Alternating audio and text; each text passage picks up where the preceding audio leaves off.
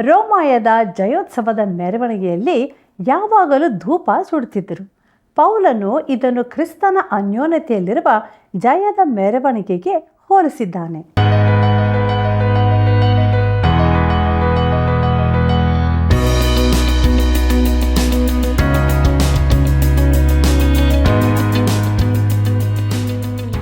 ಪ್ರೀತಿಯುಳ್ಳ ಆತ್ಮೀಯ ವೀಕ್ಷಕರೇ, ದೇವರ ವಾಕ್ಯವು ನಮ್ಮ ಕಾಲಿಗೆ ದೀಪವು, ದಾರಿಗೆ ಬೆಳಕು ಆಗಿದೆ. ಕತ್ತಲೆಯ ಜೀವಿತಕ್ಕೆ ಬೆಳಕು ನೀಡುವ ಸತ್ಯವೇದ ಅಧ್ಯಯನ ಕಾರ್ಯಕ್ರಮಕ್ಕೆ ಸುಸ್ವಾಗತ. ಪ್ರಿಯರೇ, ಜಯದ ಸೇವೆ ಅಂದರೇನು? ಸೇವೆಯಲ್ಲಿ ಸಿಗುವ ಯೋಗ್ಯತಾ ಪತ್ರಗಳು ಯಾವುದು? ಎಲ್ಲವನ್ನು ಇಂದಿನ ಅಧ್ಯಯನದಲ್ಲಿ ತಿಳಿದುಕೊಳ್ಳೋಣ. ಕಾರ್ಯಕ್ರಮ ವೀಕ್ಷಿಸಿದ ನಂತರ ಕರೆ ಮಾಡಲು ಮರೆಯದಿರಿ. ನಮ್ಮನ್ನು ದೇವರ ವಾಕ್ಯಕ್ಕೆ ಒಪ್ಪಿಸಿಕೊಟ್ಟು ನಮ್ಮ ಅಧ್ಯಯನವನ್ನು ಈಗ ಪ್ರಾರಂಭಿಸೋಣ. ಕರ್ತನಲ್ಲಿ ಪ್ರೀತಿಯುಳ್ಳ ಸಹೋದರ ಸಹೋದರಿಯರೇ, ಬಹು ಮಂದಿ ಮೊದಲಿನವರು ಕಡೆಯವರಾಗುವರು, ಕಡೆಯವರು ಮೊದಲಿನವರಾಗುವರು ಎಂಬುದಾಗಿ ಹೇಳಿದಂಥ ನಮ್ಮ ರಕ್ಷಕನಾದ ಯೇಸು ಕ್ರಿಸ್ತನ ಅತಿ ಪರಿಶುದ್ಧವುಳ್ಳ ನಾಮದಲ್ಲಿ ನಿಮ್ಮೆಲ್ಲರಿಗೂ ಹೃದಯಪೂರ್ವಕವಾದ ವಂದನೆಯನ್ನು ಸಲ್ಲಿಸುತ್ತಾ ಇಂದಿನ ಸತ್ಯವೇದ ಅಧ್ಯಯನ ಕಾರ್ಯಕ್ರಮಕ್ಕೆ ಬಹು ಪ್ರೀತಿಯಿಂದ ಸ್ವಾಗತಿಸುತ್ತೇನೆ. ಪ್ರೀತಿಯುಳ್ಳ ದೇವಜನರೇ, ನಮ್ಮ ಅಧ್ಯಯನವನ್ನು ನಾವು ಮುಂದುವರಿಸುವ ಹಾಗೆ ಕೊರಿಂಥದವರಿಗೆ ಬರೆದ 2ನೇ ಪತ್ರಿಕೆ 1ನೇ ಅಧ್ಯಾಯ 23ನೇ ವಚನವನ್ನು ಗಮನಿಸಿರಿ. ಅಲ್ಲಿ ಹೀಗೆ ಬರೆದದೆ: ನಿಮ್ಮ ಮೇಲೆ ಕನಿಕರವಿದ್ದದ್ದರಿಂದಲೇ ನಾನು ಕೊರಿಂಥಕ್ಕೆ ಬರಬೇಕೆಂಬ ಅಭಿಪ್ರಾಯವನ್ನು ಬಿಟ್ಟೆನೆಂದು ನನ್ನ ಜೀವದಾನೆ ಹೇಳುತ್ತೇನೆ. ಅದಕ್ಕೆ ದೇವರೇ ಸಾಕ್ಷಿಯಾಗಿರಲಿ ಎಂಬುದಾಗಿ. ಪ್ರೀತಿಯುಳ್ಳ ಸಹೋದರ ಸಹೋದರಿಯರೇ, ತಾನು ಕೊರಿಂಥಕ್ಕೆ ಮೊದಲೇ ಬಂದಿದ್ದರೆ ಮೊದಲ ಪತ್ರಿಕೆಯಲ್ಲಿ ಬರೆದದ್ದನ್ನು ಮಾಡುತ್ತಿದ್ದೆನು. ಕೊರಿಂಥದ ಮೊದಲ ಪತ್ರಿಕೆಯು ಸರಿಪಡಿಸುವ ವಿಚಾರಗಳಿಂದ ತುಂಬಿತ್ತು. ಆ ಪತ್ರಿಕೆಯಲ್ಲಿ ಪೌಲನು ಕಠಿಣವಾಗಿ ವರ್ತಿಸಿದನು. ಈಗ ಹೇಳುತ್ತಾನೆ, ನಾನು ಬಂದಿದ್ದರೆ ನಿಮ್ಮ ಸಂಗಡ ಕಠಿಣವಾಗಿ ವ್ಯವಹರಿಸುತ್ತಿದ್ದೆನು. ಆದರೆ ಅದು ನನಗೆ ಮನಸ್ಸಿರಲಿಲ್ಲ. ನೀವೇ ಸರಿಪಡಿಸಿಕೊಳ್ಳುತ್ತೀರೋ ಎಂದು ನೋಡಬೇಕೆಂದಿದ್ದೇನೆ ಎಂಬುದಾಗಿ. ಕೊರಿಂಥದವರಿಗೆ ಬರೆದ 2ನೇ ಪತ್ರಿಕೆ 1ನೇ ಅಧ್ಯಾಯ 24ನೇ ವಚನ ಹೀಗೆ ಹೇಳುತ್ತದೆ: ನಾವು ನಂಬಿಕೆಯ ವಿಷಯದಲ್ಲಿಯೂ ನಿಮ್ಮ ಮೇಲೆ ದೊರೆತನ ಮಾಡುವವರೆಂದು ನನ್ನ ತಾತ್ಪರ್ಯವಲ್ಲ. ನಿಮ್ಮ ಸಂತೋಷಕ್ಕೆ ನಾವು ಸಹಾಯಕರಾಗಿದ್ದೇವೆ. ನಂಬಿಕೆಯ ವಿಷಯದಲ್ಲಿ ದೃಢ ನಿಂತಿದ್ದೀರಿ ಎಂಬುದಾಗಿ. ಪ್ರೀತಿಯುಳ್ಳ ದೇವಜನರೇ, ನಾನು ನಿಮ್ಮ ಆತ್ಮಗಳನ್ನು ಕಾಯುವವನಲ್ಲ. ನಾನು ನಿಮ್ಮ ಮೇಲೆ ಯಾವುದನ್ನು ಹೆರುವುದಕ್ಕೆ ಪ್ರಯತ್ನಿಸುವುದಿಲ್ಲ. ಕ್ರಿಸ್ತನಲ್ಲಿ ನಿಮಗೆ ಪೂರ್ಣ ಸ್ವಾತಂತ್ರ್ಯವಿದೆ. ನಿಮ್ಮ ಸಂತೋಷದಲ್ಲಿ ಸಹಾಯ ಮಾಡ ಬಯಸುತ್ತೇನಷ್ಟೇ. ನಂಬಿಕೆಯಲ್ಲಿ ನೀವು ದೃಢ ನಿಂತಿದ್ದೀರಿ. ಪ್ರಿಯರೇ, ನೀವು ನಮ್ಮ ನಂಬಿಕೆಯಲ್ಲಿ ಬಲವಾಗಿ ನಿಲ್ಲಬೇಕಾಗಿದೆ. ಅವರ ನಂಬಿಕೆ ಕರ್ತನಲ್ಲಿ ಬಲವಾಗಬೇಕೆಂದು ಪೌಲನು ದೂರ ಉಳಿದನು. ನಮ್ಮ ಜೀವಿತದಲ್ಲಿ ನಾವು ಕಷ್ಟ ಸಂಕಟಗಳನ್ನು ಹಾದು ಹೋಗುವಂತೆ ದೇವರು ಬಿಡುವುದು ಈ ಉದ್ದೇಶದಿಂದಲೇ. ಪ್ರೀತಿಯುಳ್ಳ ದೇವಜನರೇ, ಇಲ್ಲಿಗೆ ಕೊರಿಂಥದವರಿಗೆ ಬರೆದಂಥ ಮೊದಲನೆಯ ಪತ್ರಿಕೆಯ ಧ್ಯಾನವು ಮುಗಿಯಿತು. ದೇವರಾತ್ಮನು ನಮ್ಮ ನಡೆಸಿದ್ದಕ್ಕಾಗಿ ದೇವರಿಗೆ ಸ್ತೋತ್ರ ಸಲ್ಲಿಸುತ್ತಾ ಕೊರಿಂಥದವರಿಗೆ ಬರೆದ 2ನೇ ಪತ್ರಿಕೆಯ 2ನೇ ಅಧ್ಯಾಯದ ಧ್ಯಾನವನ್ನು ಪ್ರಾರಂಭಿಸೋಣ. ಅದರ ಮುಖ್ಯ ಪ್ರಸ್ತಾಪ ಪಾಪ ಮಾಡುವ ಭಕ್ತನನ್ನು ಪುನಃ ಸ್ಥಾಪಿಸುವಲ್ಲಿ ದೇವರ ಸಂತೈಸುವಿಕೆ ಎಂಬುದಾಗಿ. ಕರ್ತನಲ್ಲಿ ಪ್ರಿಯರೇ, ಈ ಪತ್ರಿಕೆಯು ದೇವರ ಸಂತೈಸುವಿಕೆಯ ಕುರಿತಾದ ಅದ್ಭುತವಾದ ಸತ್ಯಗಳನ್ನು ತಿಳಿಸುತ್ತದೆ. ಮೊದಲ ಅಧ್ಯಾಯದಲ್ಲಿ ಜೀವಿತದ ಯೋಜನೆಗಳಿಗೆ ದೇವರ ಸಂತೈಸುವಿಕೆಯನ್ನು ನೋಡಿದೆವು. ಈ ಅಧ್ಯಾಯದ ಪ್ರಸ್ತಾಪಕ್ಕೆ ಹೋಗುವ ಮೊದಲು ಪೌಲನು ಮೊದಲ ಅಧ್ಯಾಯದ ಪ್ರಸ್ತಾಪವನ್ನೇ ಮುಂದುವರಿಸುತ್ತಿದ್ದಾನೆ. ಈ ಮೊದಲೇ ಅವರ ಬಳಿಗೆ ಬಾರದೇ ಇದ್ದ ತನ್ನ ಉದ್ದೇಶವೇನೆಂದು ವಿವರಿಸುತ್ತಾನೆ. ಬಳಿಕ ಕೊರಿಂಥದ ಸಭೆಯಲ್ಲಿನ ಪಾಪ ಮಾಡಿದ ಭಕ್ತನ ಕುರಿತು ಮಾತನಾಡುತ್ತಾನೆ. ನಾವು ಕ್ರಿಸ್ತನಲ್ಲಿ ಜಯಶಾಲಿಗಳಾಗುವಂತೆ ದೇವರು ಮಾಡುತ್ತಾನೆಂದು ತೋರಿಸಿಕೊಡುತ್ತಾನೆ. ಪ್ರೀತಿಯುಳ್ಳ ದೇವಜನರೇ, ಪೌಲನ ವಿವರಣೆ ಮುಂದುವರಿಯುತ್ತದೆ. ಕೊರಿಂಥದವರಿಗೆ ಬರೆದಂಥ 2ನೇ ಪತ್ರಿಕೆ 2ನೇ ಅಧ್ಯಾಯ 1ನೇ ವಚನ ಹೀಗೆ ಹೇಳುತ್ತದೆ: ಆದರೆ ನಾನು ತಿರುಗಿ ನಿಮ್ಮ ಬಳಿಗೆ ದುಃಖದಿಂದ ಬರುವುದಿಲ್ಲವೆಂದು ನನ್ನಲ್ಲಿ ತೀರ್ಮಾನಿಸಿಕೊಂಡೆನು ಎಂಬುದಾಗಿ. ಪ್ರಿಯರೇ, ಅವರ ಕುರಿತು ತನಗೆ ನಿರಾಶೆಯಾಗಿದೆ ಎಂದು ಪೌಲನು ಒಪ್ಪಿಕೊಳ್ಳುತ್ತಾನೆ. ತಾನು ಅವರ ಬಳಿಗೆ ಬರುತ್ತಿದ್ದರೆ ಅವರಿಗೆ ದುಃಖ ಉಂಟಾಗುತ್ತಿತ್ತು ಎಂಬುದಾಗಿ ಕೂಡ ಹೇಳಿದ್ದಾನೆ. ಕೊರಿಂಥದವರಿಗೆ ಬರೆದ 2ನೇ ಪತ್ರಿಕೆ 2ನೇ ಅಧ್ಯಾಯ 2ನೇ ವಚನವನ್ನು ಗಮನಿಸಿರಿ. ಅಲ್ಲಿ ಹೀಗೆ ಬರೆದದೆ, ನಾನು ನಿಮ್ಮನ್ನು ದುಃಖಪಡಿಸಿದರೆ ನನ್ನನ್ನು ಆನಂದಪಡಿಸುವುದಕ್ಕೆ ಯಾರಿದ್ದಾರೆ? ನನ್ನಿಂದ ದುಃಖ ಹೊಂದಿದವರೇ ಹೊರತು ಬೇರೆ ಯಾರೂ ಇಲ್ಲವಲ್ಲ ಎಂಬುದಾಗಿ. ಪ್ರೀತಿಯುಳ್ಳ ದೇವಜನರೇ, ಪೌಲನು ದುಃಖದಿಂದ ಕಣ್ಣೀರಿನೊಡನೆ ಅವರ ಬಳಿಗೆ ಹೋಗಲು ಇಚ್ಛಿಸಲಿಲ್ಲ. ಅವರು ದುಃಖಿಸುತ್ತಲೂ ಇದ್ದಿರಬಹುದು. ಆಗ ಪೌಲನನ್ನು ಸಂತೋಷಪಡಿಸುವವರು ಯಾರು? ಅವರೆಲ್ಲರೂ ಕೂಡ ದುಃಖದಲ್ಲಿರುತ್ತಿದ್ದರಲ್ಲ. ಕೊರಿಂಥದವರಿಗೆ ಬರೆದ 2ನೇ ಪತ್ರಿಕೆ 2ನೇ ಅಧ್ಯಾಯ 3ನೇ ವಚನ ಹೀಗೆ ಹೇಳುತ್ತದೆ, ಆದ ಕಾರಣ ನಾನು ಬಂದಾಗ ನನ್ನನ್ನು ಸಂತೋಷಪಡಿಸತಕ್ಕವರಿಂದ ದುಃಖ ಹೊಂದಬಾರದೆಂದು ಯೋಚಿಸಿ ಆ ಸಂಗತಿಯನ್ನು ಪತ್ರಿಕೆಯ ಮೂಲಕವೇ ತಿಳಿಸಿದೆನು. ನನ್ನ ಸಂತೋಷವು ನಿಮ್ಮೆಲ್ಲರ ಸಂತೋಷವೇ ಎಂದು ತಿಳಿದು ನಿಮ್ಮೆಲ್ಲರ ವಿಷಯದಲ್ಲೂ ನನಗೆ ಭರವಸವಿತ್ತು ಎಂಬುದಾಗಿ. ಪ್ರೀತಿಯುಳ್ಳ ದೇವಜನರೇ, ತಾನು ಅವರ ಬಳಿಗೆ ಸಂತೋಷದೊಡನೆ ಹೋಗಬೇಕೆಂದು ಪೌಲನ ಆಶೆಯಾಗಿತ್ತು. ತಾನು ಅವರಿಗೆ ಸಂಗತಿಗಳ ವಿಚಾರದಲ್ಲಿ ತಮ್ಮನ್ನು ತಾವೇ ಸರಿಪಡಿಸಿಕೊಂಡರೆಂಬ ವರ್ತಮಾನವನ್ನು ನಿರೀಕ್ಷಿಸಿದ್ದನು.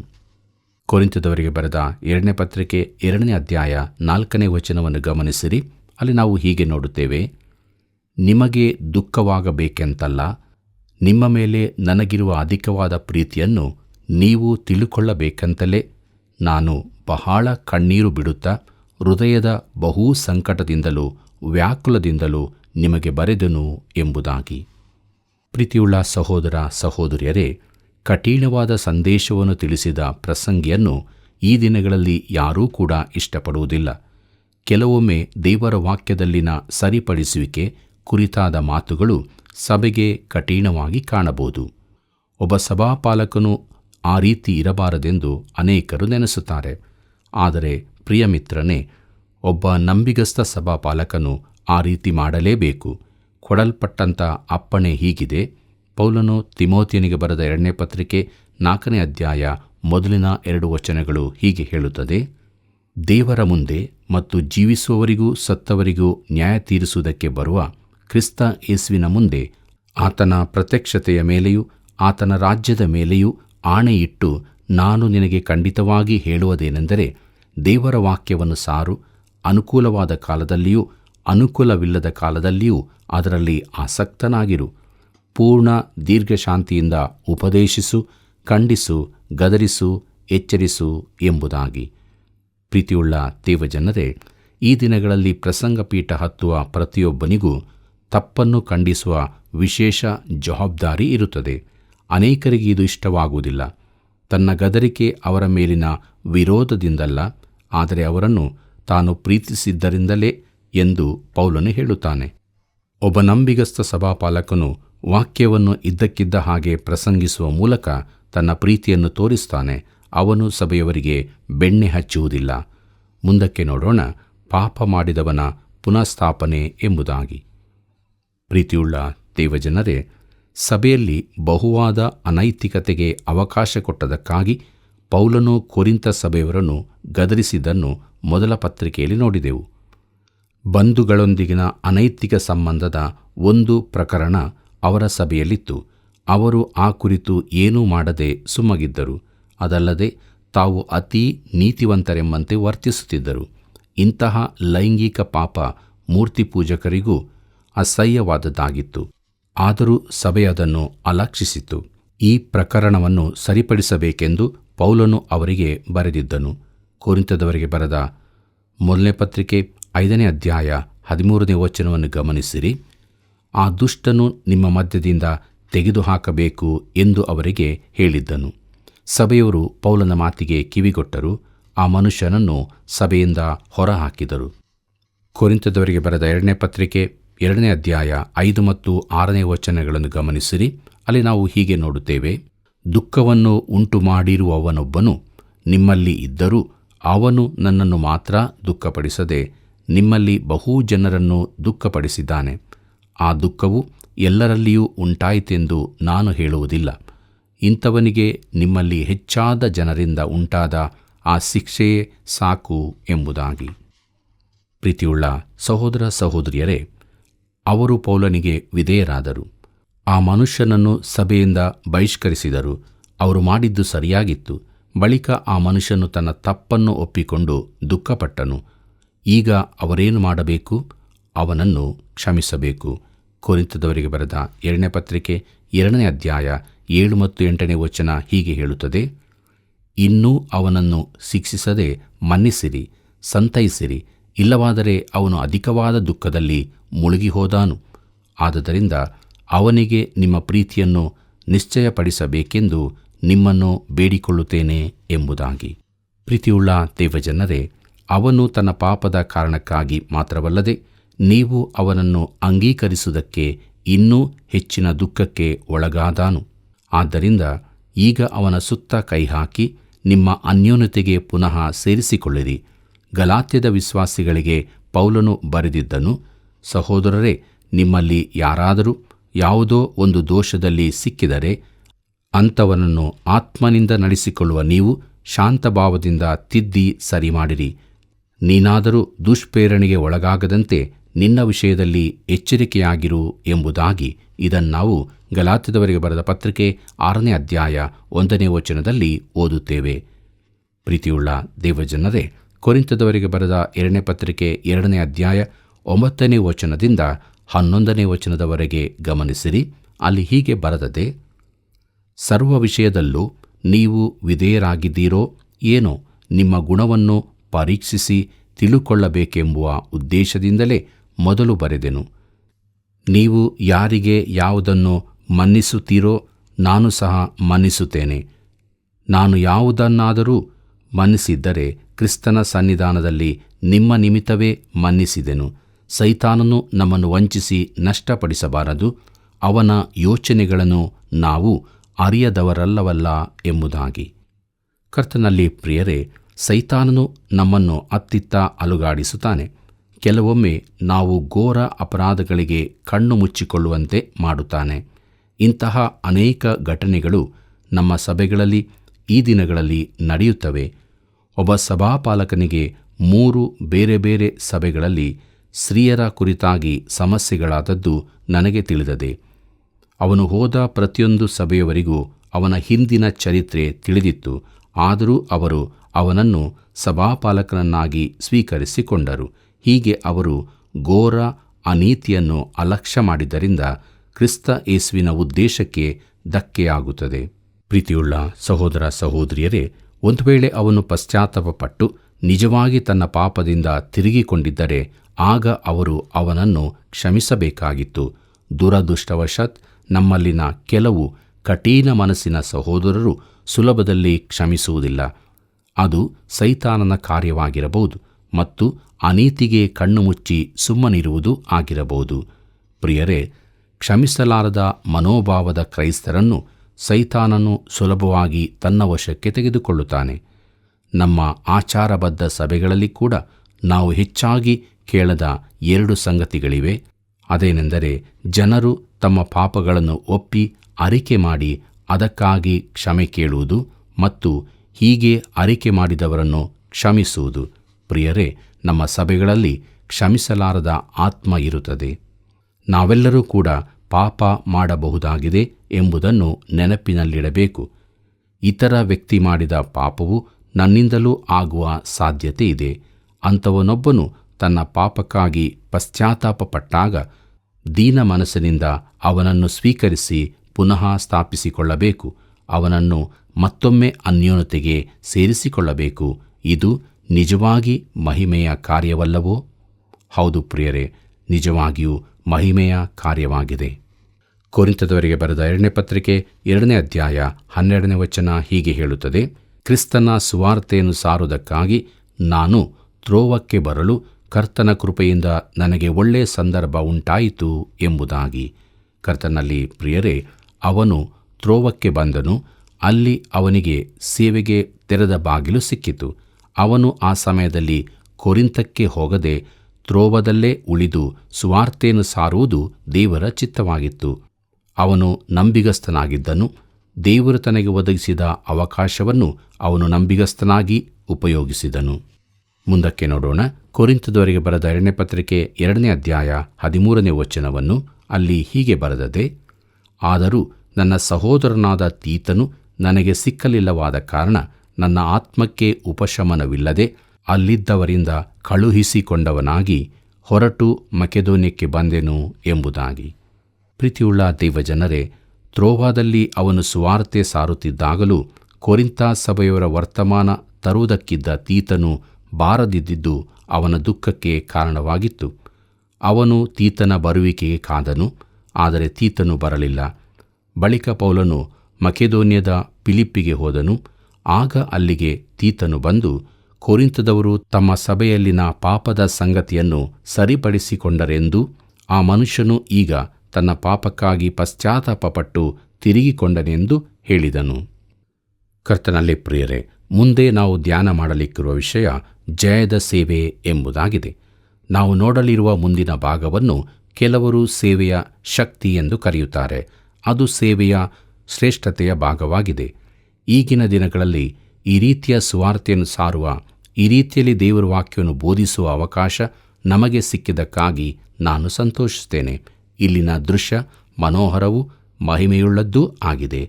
ಕೊರಿಂಥದವರಿಗೆ ಬರೆದ 2ನೇ ಪತ್ರಿಕೆ 2ನೇ ಅಧ್ಯಾಯ 14ನೇ ವಚನ ಹೀಗೆ ಹೇಳುತ್ತದೆ: ಕ್ರಿಸ್ತನ ಅನ್ಯೋನ್ಯತೆಯಲ್ಲಿ ನಮ್ಮನ್ನು ಯಾವಾಗಲೂ ಜಯೋತ್ಸವದೊಡನೆ ಮೆರೆಸುತ್ತಾ ಆತನ ವಿಷಯವಾದ ಜ್ಞಾನವೆಂಬ ಸುವಾಸನೆಯನ್ನು ನಮ್ಮ ಮೂಲಕ ಎಲ್ಲ ಸ್ಥಳಗಳಲ್ಲಿ ವ್ಯಾಪನಗೊಳಿಸುತ್ತಾ ಬರುವ ದೇವರಿಗೆ ಸ್ತೋತ್ರವು ಎಂಬುದಾಗಿ.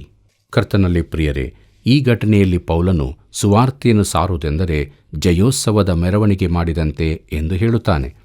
ಹಿನ್ನೆಲೆ ರೋಮಾಯರು ಯುದ್ಧವನ್ನು ಜಯಿಸಿದಾಗ ಆಗುವ ಜಯೋತ್ಸವದ ದೃಶ್ಯ. ರೋಮಾಯರ ಸೈನ್ಯಾಧಿಪತಿಯೊಬ್ಬನು ಯುರೋಪಿಗೆ ಯುದ್ಧ ಸನ್ನದ್ಧನಾಗಿ ಹೋಗುತ್ತಾನೆ, ಇಲ್ಲವೇ ಆಫ್ರಿಕಕ್ಕೆ ಹೋಗುತ್ತಾನೆ. ಅಲ್ಲಿ ಅವನಿಗೆ ಜಯದ ಮೇಲೆ ಜಯ ದೊರಕುತ್ತದೆ. ಯಾಕಂದರೆ ಹೆಚ್ಚಿನ ಯುದ್ಧಗಳಲ್ಲಿ ರೋಮನ್ನರು ಜಯಗಳಿಸುತ್ತಿದ್ದರು. ಜಯಿಸಿದವರು ರೋಮಿಗೆ ಹಿಂದಿರುಗುತ್ತಾರೆ. ಅವರ ಪ್ರವೇಶವು ದೊಡ್ಡ ಜಯೋತ್ಸವದ ಮೆರವಣಿಗೆಯಾಗಿರುತ್ತದೆ. ಕೆಲವೊಮ್ಮೆ ಈ ಜಯೋತ್ಸವದ ಪ್ರವೇಶ ಮುಂಜಾನೆ ಆರಂಭವಾಗಿ ಸಂಜೆಯವರೆಗೂ ಮುಂದುವರಿಯುತ್ತಿತ್ತು. ಜಯಶಾಲಿಯಾದ ಸೈನ್ಯಾಧಿಪತಿಯು ತಾನು ಸೂರೆಗೈದ ಪ್ರಾಣಿಗಳನ್ನು, ಇತರ ವಸ್ತುಗಳನ್ನು ತರುತ್ತಿದ್ದನು. ಮೆರವಣಿಗೆಯ ಆರಂಭದಲ್ಲಿ ಬಿಡುಗಡೆಯಾಗಲಿರುವ ಕೈದಿಗಳಿರುತ್ತಾರೆ. ಅವರು ಸರಿಯಾಗಿ ಬಂಧಿಸಲ್ಪಟ್ಟವರು, ಆದರೆ ಈಗ ಅವರನ್ನು ಬಿಡುಗಡೆ ಮಾಡಲಾಗುತ್ತದೆ. ಅವರು ರೋಮಾಯ ನಾಗರಿಕರಾಗುತ್ತಾರೆ. ಮೆರವಣಿಗೆಯ ಕೊನೆಯಲ್ಲಿ ಬಂಧಿತ ಕೈದಿಗಳಿದ್ದು ಅವರನ್ನು ಕೊಲ್ಲಲಾಗುತ್ತಿತ್ತು. ಪ್ರಿಯರೇ, ಈ ಜಯೋತ್ಸವದ ಮೆರವಣಿಗೆಯಲ್ಲಿ ಯಾವಾಗಲೂ ಧೂಪ ಸುಡುತ್ತಿದ್ದರು.